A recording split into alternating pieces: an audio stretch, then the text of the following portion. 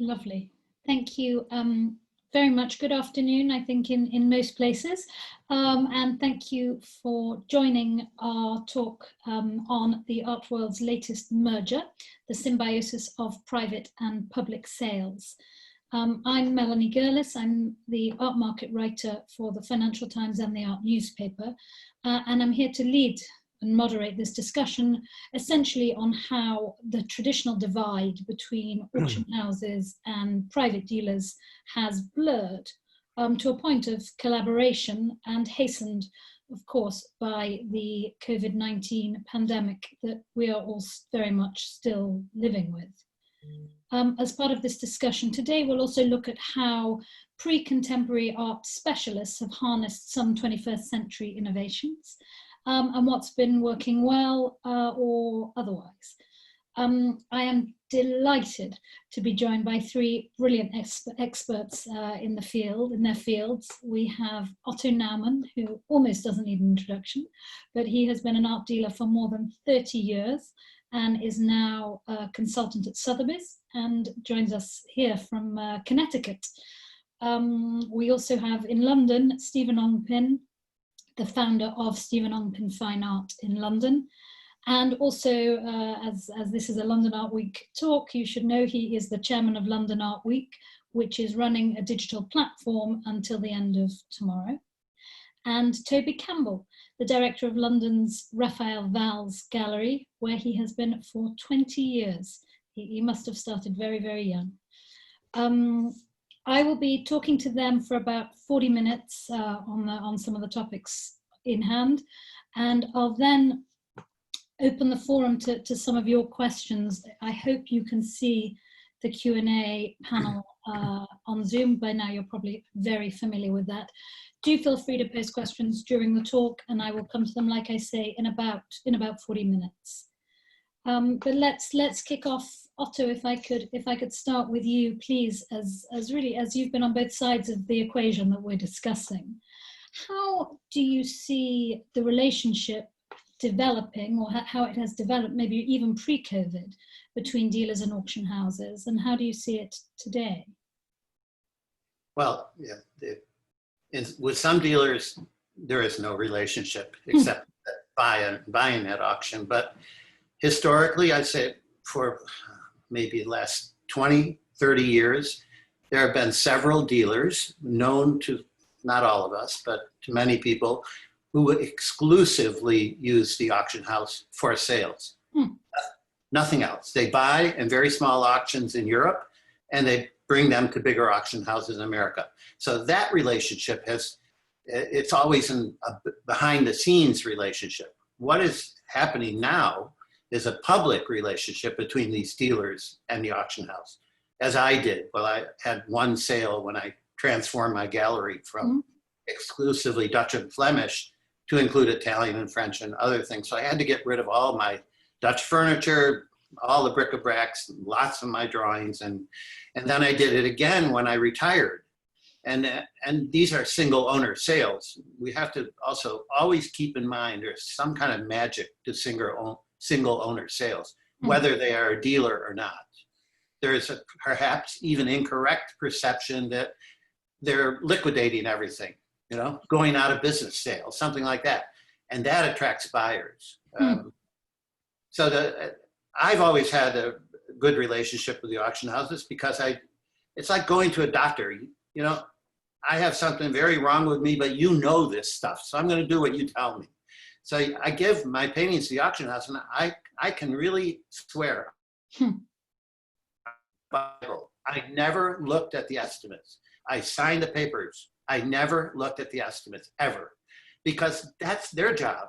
And now with the dealer sale that I had now, well, you know, a lot of dealers didn't do that. I bet. They didn't like the idea. You know, I paid $100,000. I'm not putting it in for 10 to 15. But I actually did that in my sales. I did have that kind of extreme, and they all did very well because this is what these people do all day. And just listen to them and let them do their job. So I think it's quite interesting what you were saying about the difference between it previously being a more sort of underground Yeah. relationship. Is that partly because people were looking for price differentials? You know, I'm going to buy cheap in Europe and sell for more in the US. And a lot of it is discoveries, that were miscatalogued lots in Europe that they can then write big, long catalog entries on in New York or wherever, and even sell them directly to museums. That's happened quite a number of times. Yes. So that it doesn't eliminate the dealer. It's just that the dealer was behind this. There was Rubens estimated, I think, 10,000 euros in Versailles near Paris, and a man paid a lot for it. I don't even know who he was, but it must have been 300,000 or 400,000. I bought it for 9.5 million at auction. Wow. 3 months after he found it. When was that, Otto, approximately? The person, I don't know who does it, one of the runners in Europe, a lot of these people. And then they feed them to the big auction, and it becomes a great discovery. I mean, I ended up selling it to Steve Wynn at that time. Oh, wow. And he sold it on when the casino sold. And is that a more rare occurrence now? There's just a bit more transparency. I know it does still happen. It still happens. It definitely still happens. There's so many of these small auction houses in Europe and now with the internet, you can cover them all. That's you have my son has alerts for artists that I'm interested in. I don't even know how to do this, but every time the most minor thing comes up with that name on it, I find out about it. That's a very good point, actually. Yeah, very good. You get a much more widespread grasp of all auction houses worldwide now. Thank you very much. Thanks, Otto. Toby, if I could then, it actually leads us quite neatly, because you just had a single owner sale. Raphael Valls had a single owner sale through Sotheby's, but that wasn't for liquidation purposes, as Otto was saying. But if you could just tell me sort of why you decided to do it, why you went down the auction route as well. Well, I mean, Raph has had his gallery for over 30 years now, and in 30 years you accumulate quite a substantial stock. Raph is somebody who, this is Mr. Valls, is somebody who I think likes to accumulate more than to sell, to be honest. So we were lacking an enormous amount of space and had a huge stock, and so it was an idea that I had certainly had in mind for a while, and in discussion with a few friends at Sotheby's, we decided that it might be a very good idea to try an online sale. And as Otto says, the advantage is, as a single owner sale, it's almost like a sort of country house sale in a way. You get very much an idea of the taste of the dealer and the and what they like. And I think you got that from our sale very much, the eclecticism of the gallery. It went very well, didn't it? It did go very well. I think, I mean, it was obviously something we'd been planning for quite some time, and it took an awful lot of work on both sides to get it up and running. And I think we were obviously very lucky that the timing of it was in a way perfect, because of everyone going into lockdown. Yes, because we should say it was always conceived to be an online sale, wasn't it? Very much so. Very much. So it had all that thinking behind it. Yes. And then actually, yes. I guess it could have gone either way. So what you found that there was, even though, beginning of COVID, were you worried that it could? Yes, we were. We considered pulling it for a little bit, more from a point of view of the sort of the worldwide financial ramifications, not because of COVID particularly.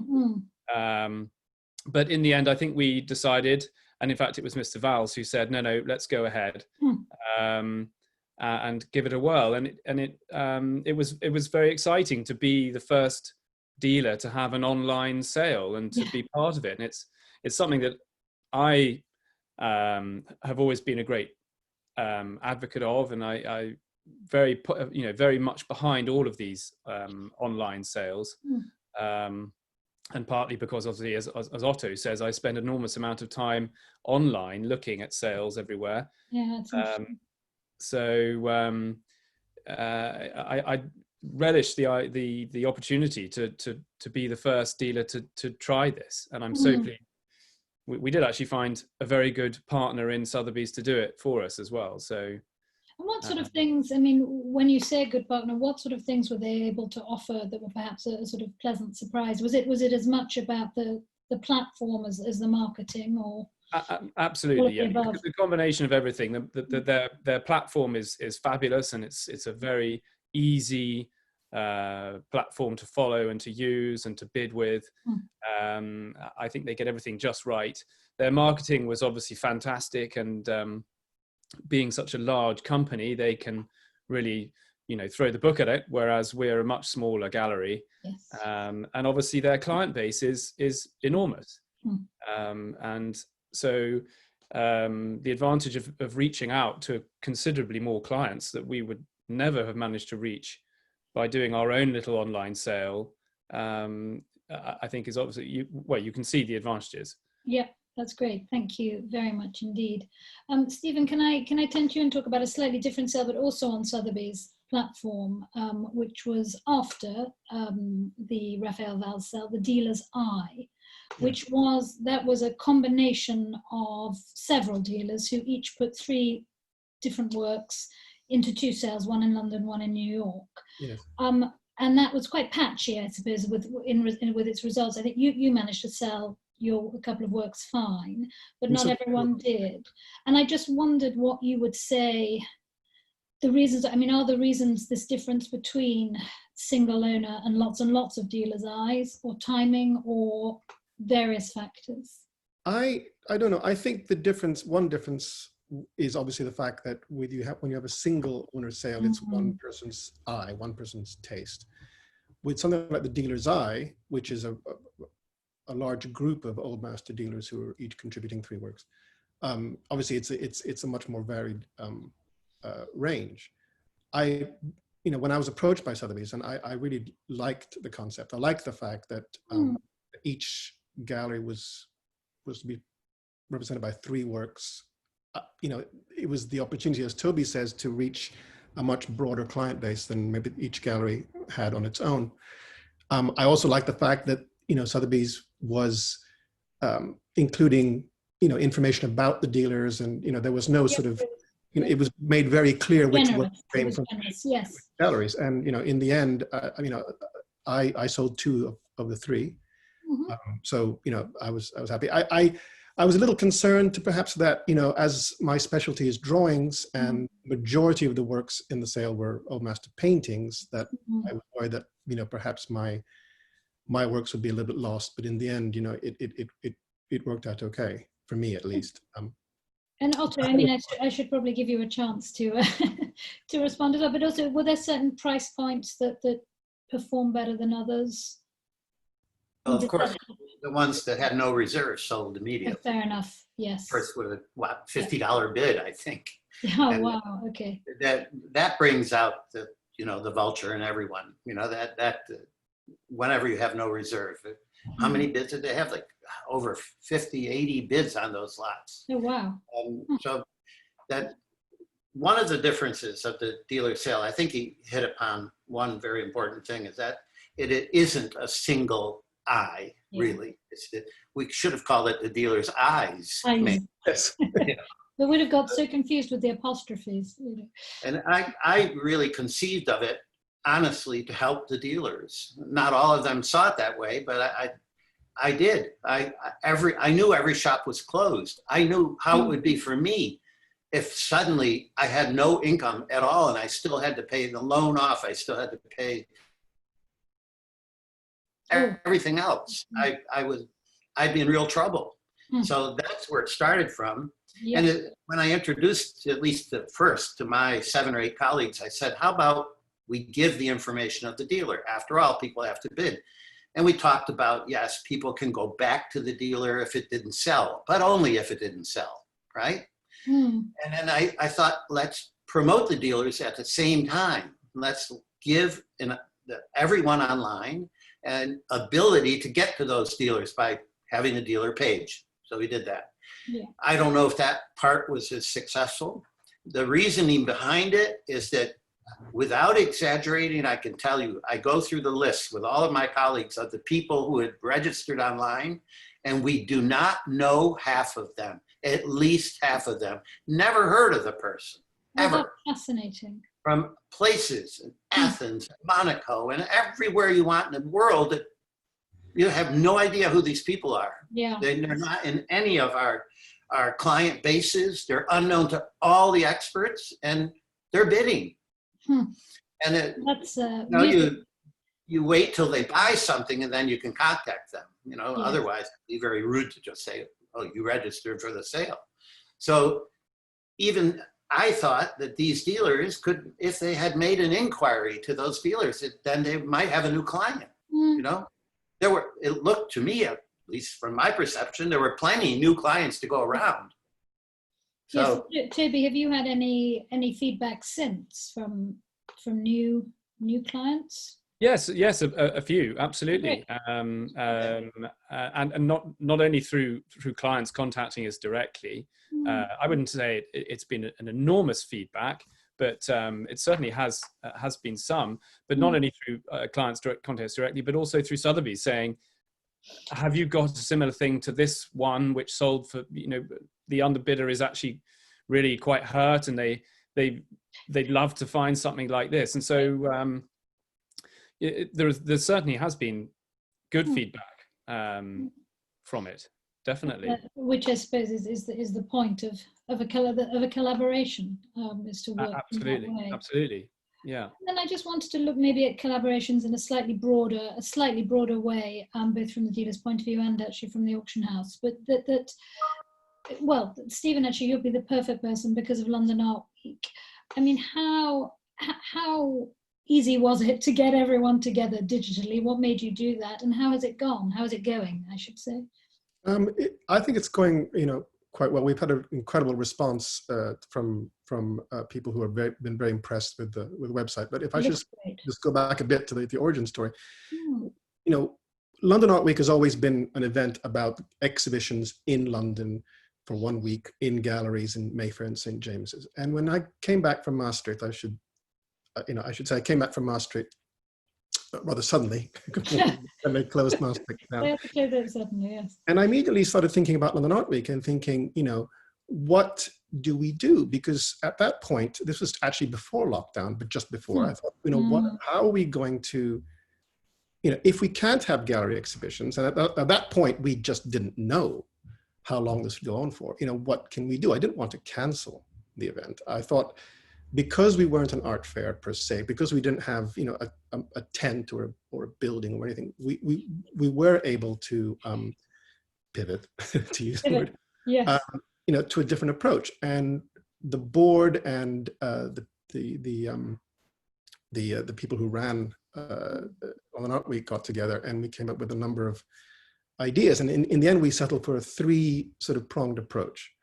One was to have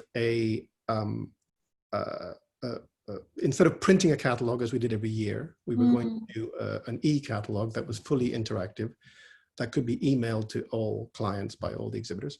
Secondly, we greatly expanded the London Art Week website, which before last year, each exhibitor had maybe 2 or 3 images at most, and we expanded to include between 8 and 25 images per dealer. So each exhibitor page became a mini exhibition in its own right. And we added the concept of viewing rooms, which is something we've heard a lot about, generally in the contemporary field.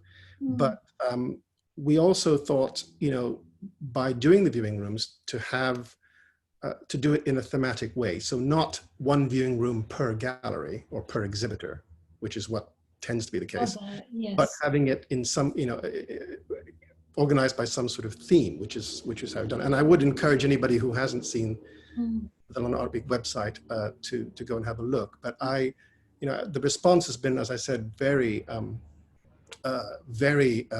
rewarding from both clients and also from other dealers, to be honest. Great.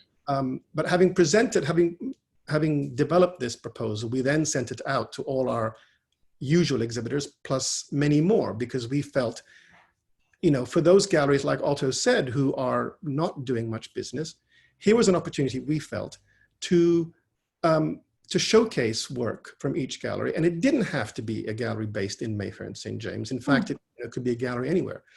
And, one didn't have the expense of shipping works to London and renting a gallery and all that, but you could contribute and you could be part of this collegial event. And in the end, we were very pleased with the response. We had 52 or 53 participants this year, which is more than we've ever had. Wow. We did also reduce the subscription fee, or the fee, if you like, by half. But a lot of work has gone into it. A lot of work has gone into building the platform. And we also wanted it to be very much not a, it wasn't meant to be something like artsy or something where, you would have to go through London Art Week to reach the dealer.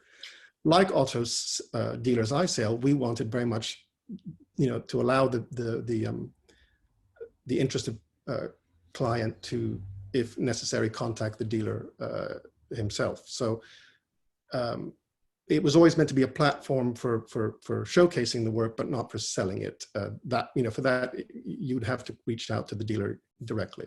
And in fact, you're keeping some of those viewing rooms open. The viewing rooms will exist even when on London Art Week. Yes, I mean, it's open to the public today and tomorrow. And then from tomorrow, each individual exhibitor will be able to send their clients a unique access code. And the viewing rooms themselves will continue through the summer, certainly. And I should point out also the viewing rooms are chronological, so everything is divided into art historical eras, if you like, as well as 3 separate viewing rooms, one highlight from each exhibitor, one of works under £30,000, and a viewing room devoted to works of and by women. That's great. No, I found it very, very user-friendly, and yes, well, hats off to you. Toby, are there other, I just wondered, have there been other similar collaborations that you found have worked, or other initiatives? I mean, I know you and Stephen, I saw you're both on Instagram, and you sort of more than I would expect pre-contemporary galleries to be, but have you noticed an acceleration of all this during COVID? And have you found things that work for you?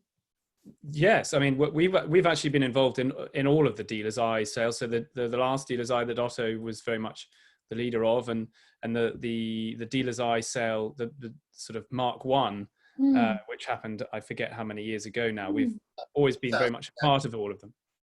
Yeah. 2007.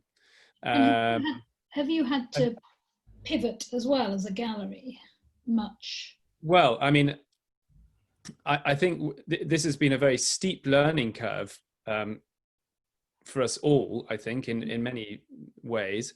And I think this is probably, I think in many walks of life, things have moved forward so quickly now because of COVID from a point of view of online everything. So we're probably doing more online now, almost a sort of 5-year jump, maybe a 10-year jump, rather than sort of very, very slow development. So this sudden pandemic has also created this jump forward, I think, in use of online tools and auctions and everything. So from our point of view, we still would like people to come and see things, and I think there will still be an element of actually seeing something in the flesh. But I do also think that the online element will continue to grow and to be, I mean, I think after our sale, I said to somebody, I'm sure we're going to see a £1 million painting sold online in the not too distant future. And I think, funnily enough, it was Sotheby's that produced that in their Russian sale, and a painting by Iwasowski made, I think, £3 million. And I think that was the first £1 million or over £1 million online sale. Yep, it was, and it wasn't a hot contemporary artist. So well done. No, it wasn't. No, and it obviously came much quicker than I was anticipating as well. So And actually, since then, the record has been beaten and beaten and beaten. Absolutely, absolutely. Right. Yeah.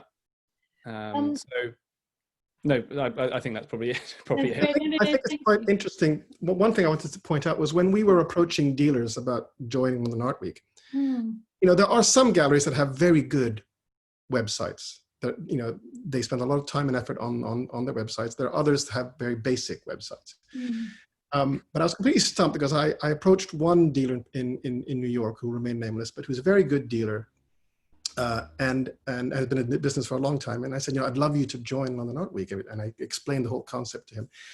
And then he said to me, well, it sounds interesting, but I don't have a website. And I was completely sort of taken aback because I said, okay, well, okay, it's difficult. But it's certainly, I think, a case now that more galleries certainly are focusing on what they can, on how their online presence is in terms of their own websites. We certainly have done that, and we've completely revamped our website, which we were going to do anyway, and we had planned it back in January, but this sort of... That's Toby's point. It's all been hastened. Yeah, well, funnily enough, we are literally about to relaunch our website as well, and our sale has enabled me to sort of push that forward considerably. Because our investment. Yes. Yeah. Great. Yeah. And is there anything in particular, you know, you've looked at your website and thought, oh, that is really what needs changing? I mean, what in this 21st century COVID world? Well, in my case, I mean, my website was about 10 years old. It was great 10 years ago, and it was still, it did the business, and it has my stock and you know, provenance and information and things. But the revamped website is fresher and also brings in things like you know, framed images, videos that we've done. You know, we've incorporated views of our stand at Maastricht and our exhibition currently in the gallery. So it's making it more of a user-friendly, if you like. Yes, and a visual story, I think, is what people... Yeah, I think it's the closest you're going to get without actually physically seeing the painting, is actually being able to see it online in a room next to a chair. Seeing it in context, I think, is incredibly key. And actually Sotheby's, again, very good with the number of photographs. There's one of the back, there's one of it in its frame, there's one of it not in its frame. And all of those are very key, I think, for a client who is shopping online to be able to see as much information as possible. Well, you've led me very, very neatly to my next question of Otto, actually. Thank you. Otto, one thing I was surprised by, I've been surprised by, is how much business is happening for old masters online. Certainly at Sotheby's. I mean, I saw Art Tactics report, I think, that was done for London Art Week, that said Sotheby's has sort of gone from 0 to 1.9 million, and then I think this year you're already up nearly 300% on the year from last year. Have you been? I mean, there must be difficulties selling, or there's a reason why old masters haven't jumped online, or pre-contemporary art hasn't jumped online straight away. What are the things that you've had to do to sort of put comfort there, and have you been pleasantly surprised? Well,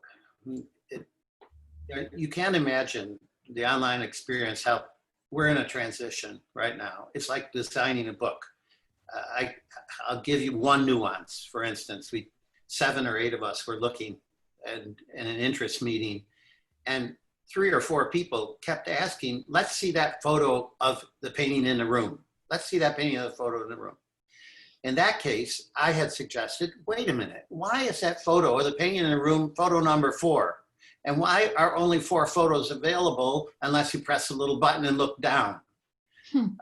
So what we did that very night, by the next morning in the dealer's eye, we got that photo of the scale in the room, advanced to photo number 2, so no one would miss it.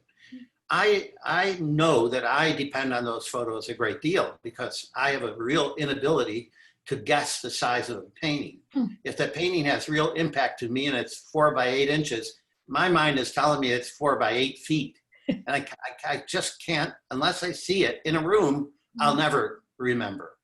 So that is an online experience. And there are so many I've been sending to everyone in technical division at Sotheby's my ideas for an online, what an online catalog should look like.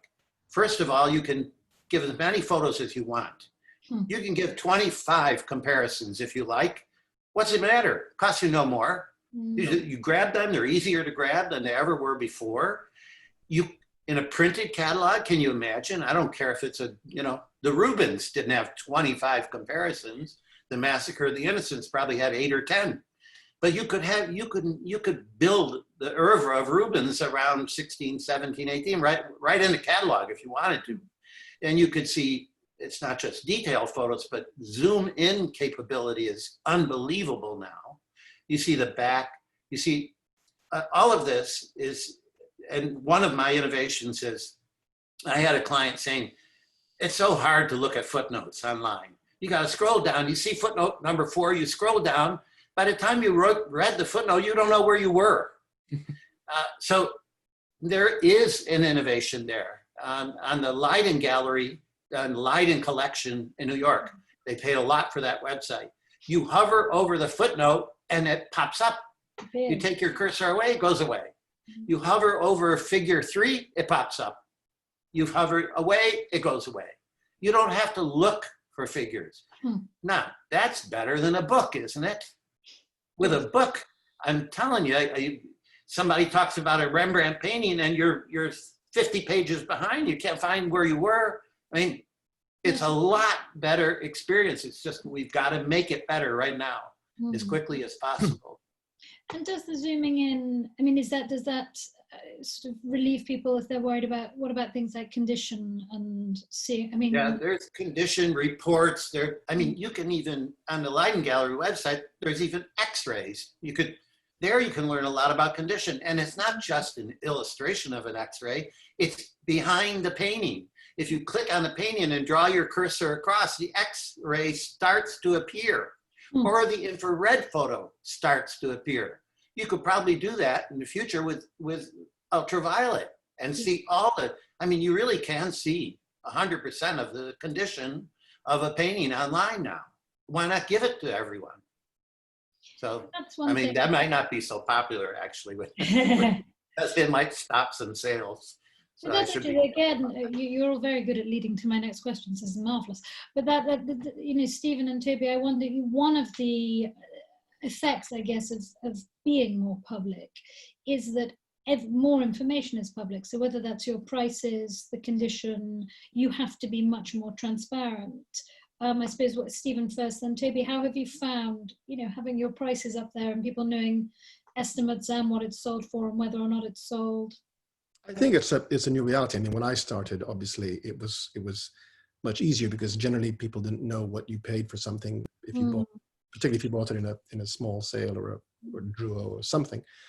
But now it's you know, I expect most people will look at my catalogs and you know and will be able to quite easily find out where I bought something and how much for. So I you know, the value add is really in what I bring to it in terms of the research and attributions in some cases and things like that. But you know, it's a much more transparent, or the old master market is certainly much more transparent than it ever was, and I think that's it takes some getting used to, and it's a good thing. I mean, in the old master world, one can still, and particularly in my field of old master drawings, one can still make discoveries, which is a hugely important you know, part of what we do.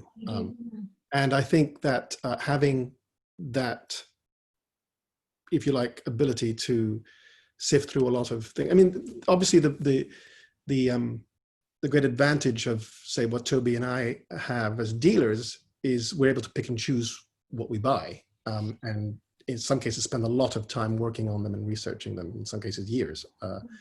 But which it's different, you know, from an auction house perspective, where you basically have to Comes in and, yes, things come in and you have to you know, deal with them. I do think it's a wonderful training ground, the auction house. I'm not sure. I think I'm one of the few. I think Toby might be as well. I'm not sure, who has never worked in an auction house. Never have. Toby, did you? No. Yeah. So we sort of on the job training for both Toby and myself. But you know, it is a very, you know, with old master drawings in particular, for example, connoisseurship counts for a lot. And, you know, one of the things that I do, you know, expect is that my clients will know where I bought something, and I will need to, you know, justify my pricing based on what I brought to, you know, to the equation.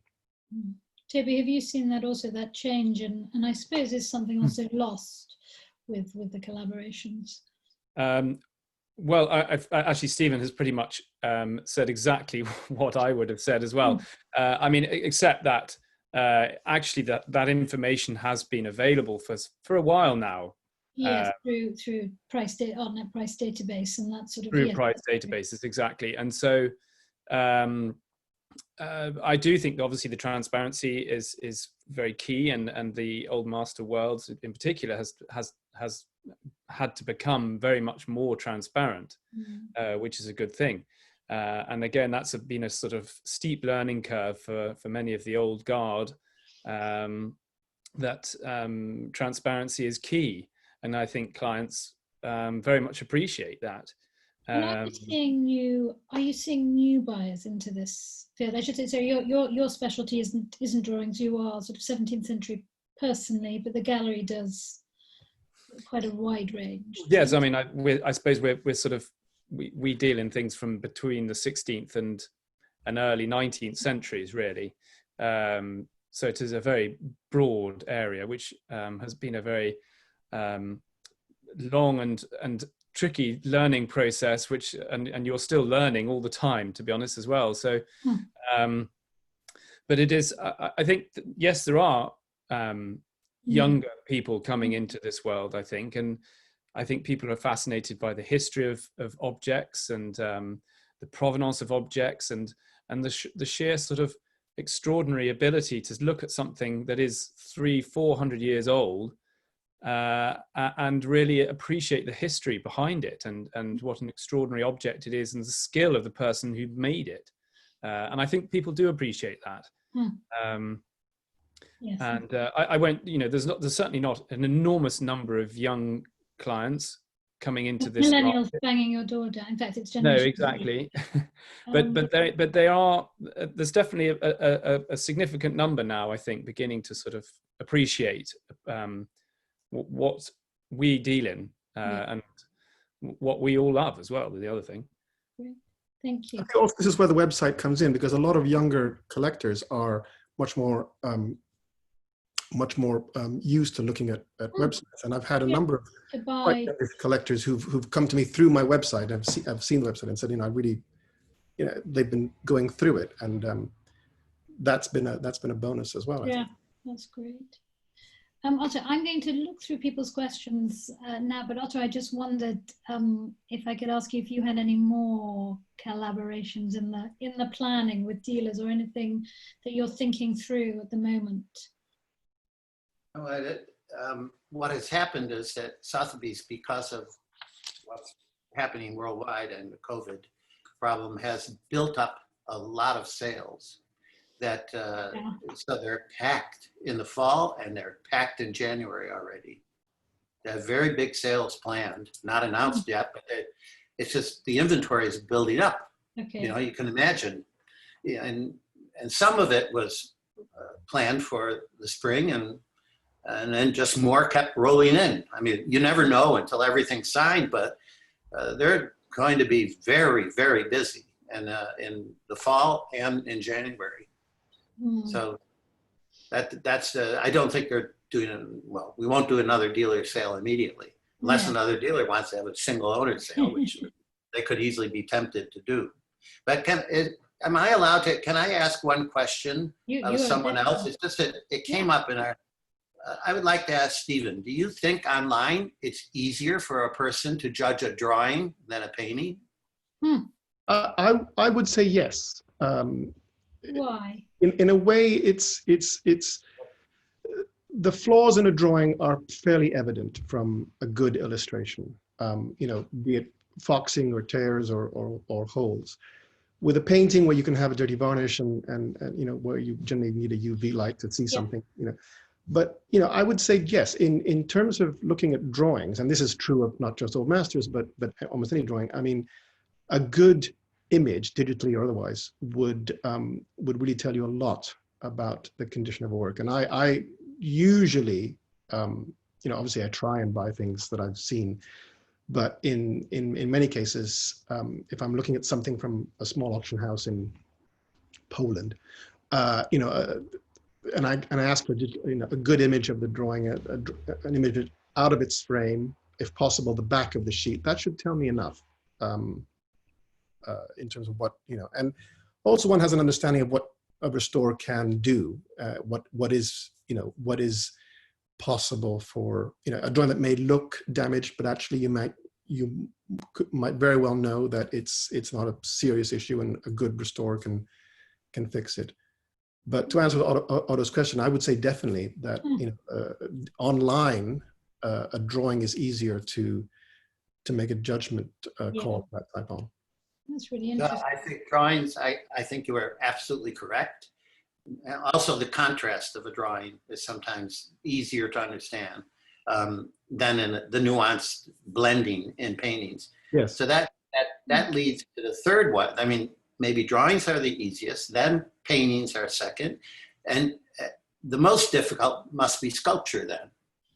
And I think a solution to that is to always show sculpture online with a drone, with a three-dimensional image all the way around it. To build a studio where you can turn that sculpture or turn the camera around it. And every single one, with no exception. I've been, I'm annoying all of my colleagues with these ideas. I keep repeating them, and maybe I'm probably talking to the wrong people because they're powerless to get it to that step. But I've also got to the technical people about it. I do think I've also seen an example of sort of a sculpture, just the way it's photographed and lit, the sheer difference between making it look, and I'm sure it's the same with drawings. I know in the newspaper, we used to resist sort of pictures of drawings because they don't look so great. Whereas now, photography has improved so much. We use drawings. It's quite interesting. Funnily enough, as wonderful as the digital photographs are that you get a lot of the time now from various auctions, I often find that just a simple iPhone or any old camera phone snapshot of the picture does tell you an awful lot too, funnily enough. And that, as an Otto, gives you a very good idea of the scale as well. Yes, you're right, actually, that now, I mean, phones, the cameras on phones are incredibly advanced. So we've got a couple of questions that have come through that are interesting. One here for Stephen and Toby from Diana Eleanor Stoiker. With the increasing digitalization of spaces, how are you accounting for the increase in cyber risk and fraud, especially in online sales? I mean, is that something you've really had to get on top of? Well, I mean, that's not luckily something we have to deal with, because obviously if it's done through Sotheby's, But that's a good point. Yes, they're the ones that deal with that side of things, and obviously their systems are going to be considerably more secure than ours. So yes. Although if you are now, yes, I suppose if you're not selling things through your own website. And Stephen, are you selling things through your own website? Yes, definitely. No, we do, and we have to be careful. The anti-money laundering directive is in effect, and we take that very seriously, and we have procedures for that. I also, as a rule, never, unless requested, never send an invoice by email. For example, I always send it a hard copy in the post, and because you hear stories of someone and having the funds redirected somewhere else. But it's just also, I'm lucky in that most of my clients are, in many cases, clients that I've known for years, both institutional and private. And if it's a new person, you're a little bit more careful, a little more cautious. But you do, in the end, the work never leaves my possession until I'm paid. So I'm very aware of the pitfalls, but we try to account for any of that stuff. And then a sort of follow-up question, because you mentioned money laundering, anti-money laundering legislation. So from Lisette Aguilar, who was an art lawyer at Sotheby's apparently, and she says, you know, are dealers feeling more comfortable having to disclose the details of their clients when you're bidding and selling at auction as agent? Are you having to do that because of the AML legislation?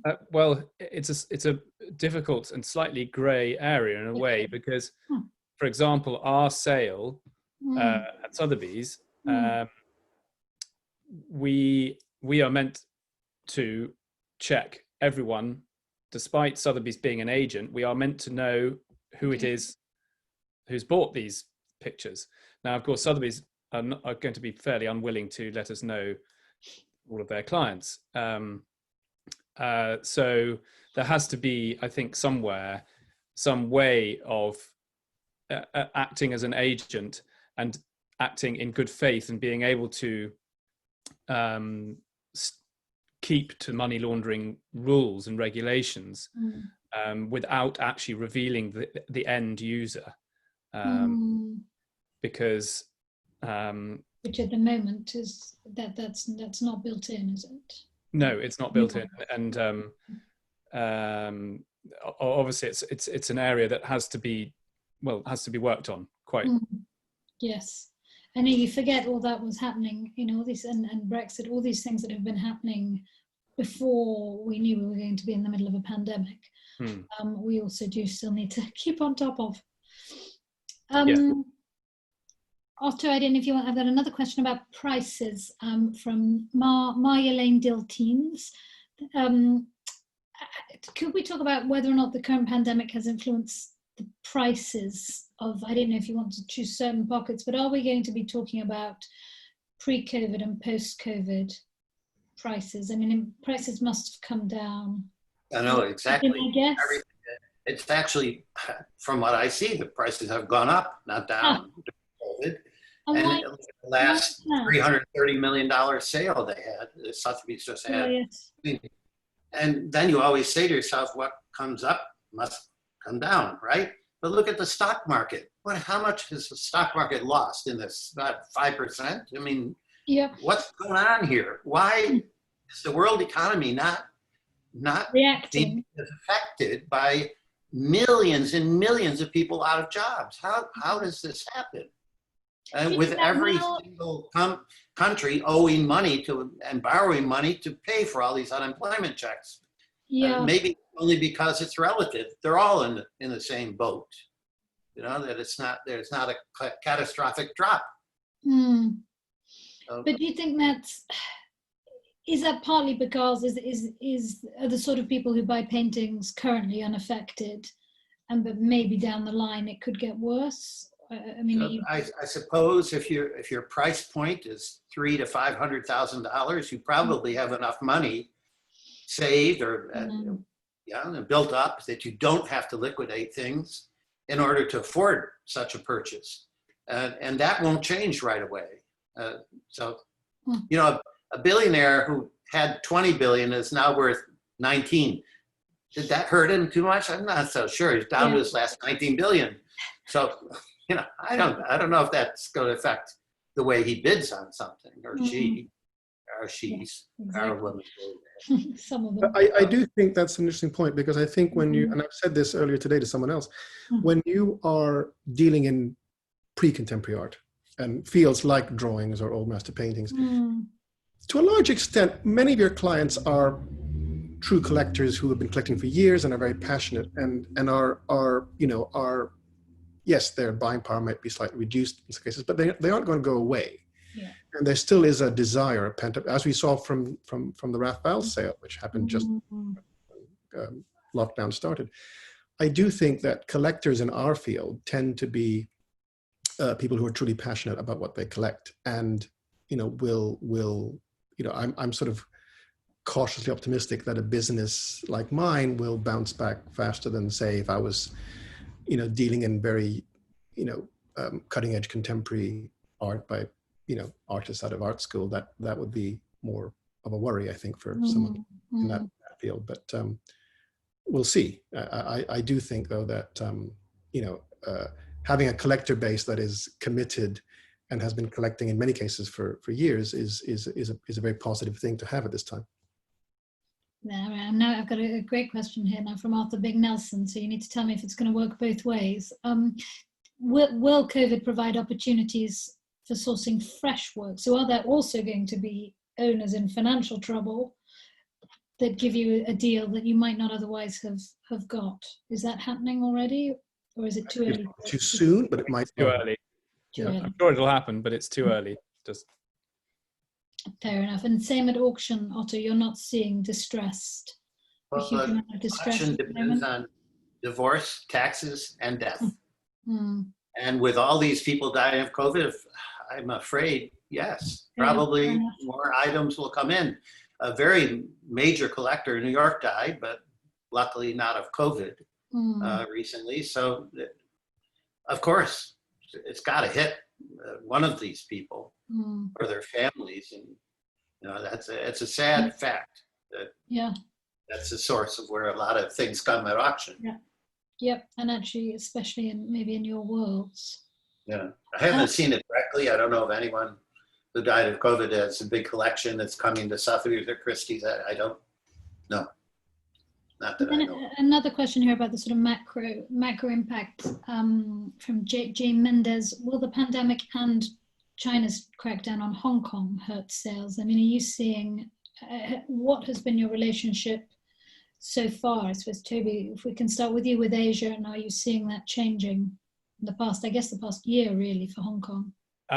Well, we have not seen an enormous amount of Asian influence in our gallery. I know that they are very active at auction, but they're not so active in the gallery at the moment. Okay. I think that's still a market that is growing, and will continue to grow. As far as Hong Kong is concerned, obviously that's a very important market there. But I don't think that the crackdown is necessarily going to affect whether they want to buy a painting or not. Fair enough. Stephen, how much has Asia been a part of your Not business? very much. I mean, like Toby, I think I have very few clients in Asia, although I grew up there. No, but my father was always telling me, you really should do an exhibition in Hong Kong, and I would say, but yeah. But I know I think certainly in the field of pre-contemporary art, as Toby says, any buying that's been done, and I know of a collector in Taiwan who bought a Michelangelo drawing at auction, but I don't, it tends to be done at auction, as Toby says. And I have very few clients in Asia, sadly. I hope that will change. Yeah.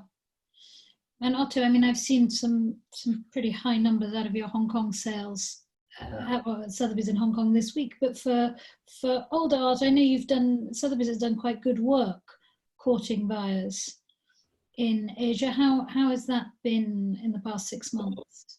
And one of my reasoning, by the way, in the dealer sale is that a dealer cannot open up a new market. And Sotheby's and Christie's have opened up that Asian market. And for a dealer to get to all the bidders online that we don't even know, I mean, we've opened up that market with resources by developing websites, etc. So then I thought perhaps the dealers could participate in that. But it is a slower process than I thought. It's going to take an awful long time. And more to your question about Hong Kong, if China gobbles up Hong Kong, that will have an effect on the art market. That was a free trade zone, and there's a 19% tariff on all works of art. Boy, that'll hurt. That will hurt. Yeah. So I think that's something to keep in the back of your mind. The other part about the Asian market is, of course, the language. We all take it for granted that nearly every educated European speaks English, right? But you got to keep in mind that these people do not, many, even billionaires, don't speak any English. No, they didn't have to. I think that's different. They really don't have to. And so to bridge that gap, you have to have Chinese speakers. And only an auction house can afford to hire personnel in China. I think, there are very successful dealers, but I can't imagine a dealer opening up a shop in, Beijing. So that you rely on the auction houses to open up those markets, and they do push. They do definitely. There's a lot of activity there, and for years we had Chinese people buying old masters, lots, and very important ones in the 3, 4, 5 million pound range. Every single sale, in fact. So I don't know if these people are still active. We'll have to see. Yeah, thank you.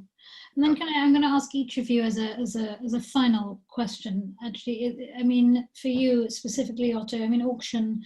Have we seen in real life auctions change forever?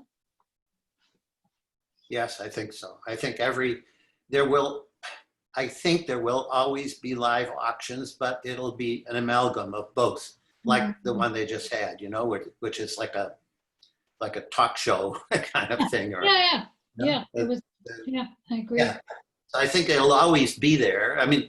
Every auction will have access from all points of the globe through the internet. So anyone can bid from any point throughout the globe at every live or online sale.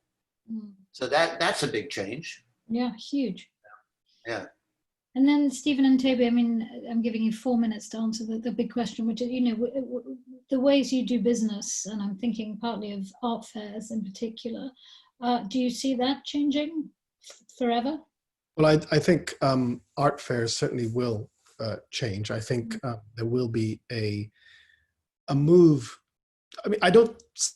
Again, I'm speaking of the pre-contemporary art fairs. I'm not speaking about the art puzzles or the pieces.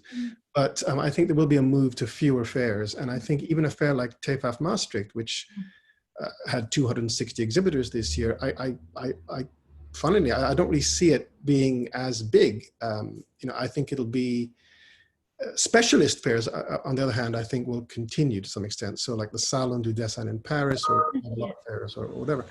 But I think fairs will have to adapt. I know that Frieze, we're still waiting to hear what Frieze Masters to do.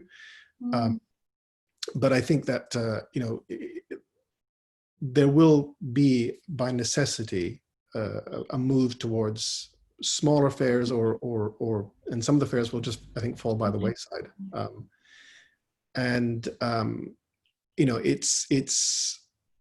Fairs have always been a necessary evil, I think. Yeah. Yes, frenemy, I call them. Yeah. No one really enjoys art fairs. I think Toby will tell you how many years of his life he spent in Maastricht altogether. Well, you've been 20 years, so 20? Yeah. Yeah. If you add up all the weeks, it's like, yeah. But I do think that, I don't see my gallery doing as many fairs, perhaps, going forward as we have in the past. Not that I did very many anyway, but I think I'll sort of focus on the smaller fairs or the specialist fairs, and perhaps the one fair in London, which is where I'm based, which will be Frieze Masters. So. Yeah.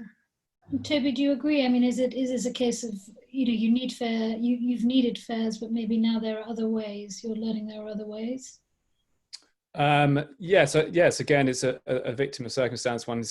It's forcing us to work out other ways. I still think fairs are important, but whether anyone's actually going to attend the fair or not is another matter. So fairs are learning to develop new methods of showing things, and our openings a thing of the past now, and dinners and things like that. So that's very much that'll be sort of virgin territory really for the first fair that does open its doors after the pandemic, or still potentially during the pandemic, and perhaps without a viable vaccine in the world. I think fairs will probably struggle a bit. Yes, I think we do. We do have a very different. We know we have a different short term, but I do agree with you all that the medium and longer term has probably also changed. Yeah. All that really remains for me to say is thank you very, very, very much, Otto, Toby, Stephen, which is how you're appearing on my screen. I've learnt a lot. I hope everyone else has learnt a lot. Thank you for your great questions, and enjoy the last day of London Art Week tomorrow. And I hope to see you all again soon. Good luck.